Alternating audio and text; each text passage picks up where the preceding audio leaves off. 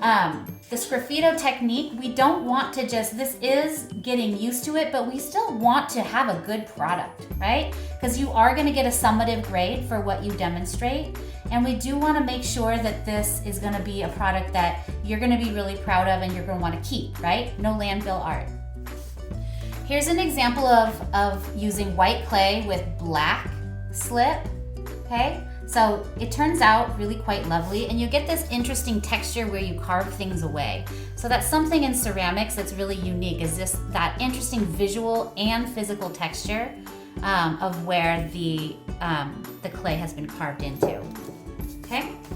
So getting started, the first thing that we do is I'm gonna do, since I'm using kind of a tan colored clay, I'm gonna use white on mine. You guys are using white clay with red slip, okay? So you guys are doing red over the top of white. I'm gonna basically be doing white over the top of red. So you and I are doing it in reverse, but that's just because of what clays I have at home, right? So I'm gonna use my paintbrush, and the first thing I'm gonna do is try to get a nice layer of paint over my object that I created last week, okay?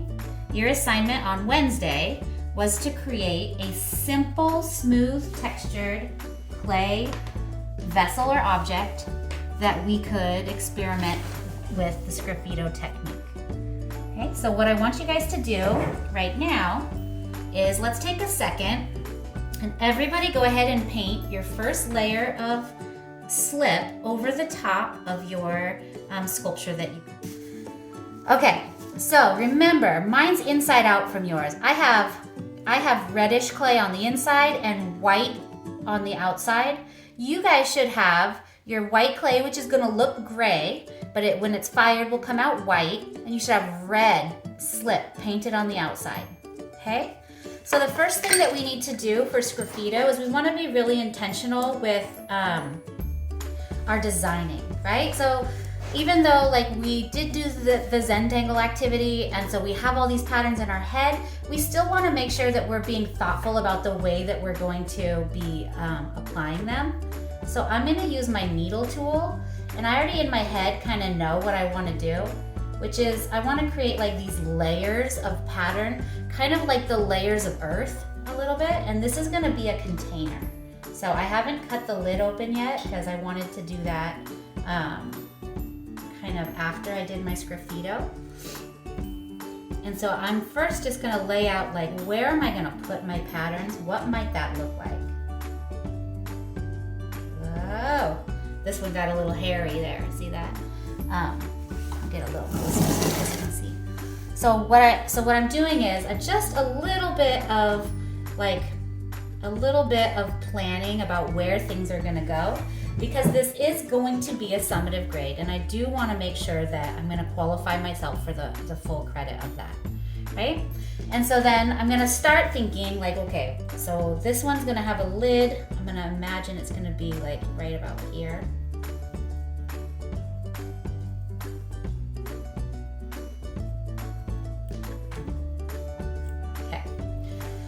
Okay, so I have my different areas that I'm going to work in.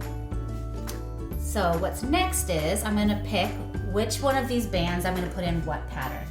So I'm gonna look at my needle tools, and although we don't have the same needle tools, what I'm gonna really focus on trying to chat with you guys about is the difference between the needle tools that have angles on the edges and the rounded needle tools, right? So here's an edged needle tool, and then, not needle tool, loop tool, right? That one has like an angled edge. This one's rounded edge. Okay, so angled versus rounded. The angled edges are gonna give you more like straight triangular cuts, whereas the rounded ones are gonna be removing more clay. So right here, I kind of have this pattern idea of just some circles. And so I'm gonna take my loop tool and I'm gonna start carving away the white within the area that I presented it, right? So you see I'm gonna work in here and I'm gonna carve out these circles, and they're gonna be pretty evenly spaced apart.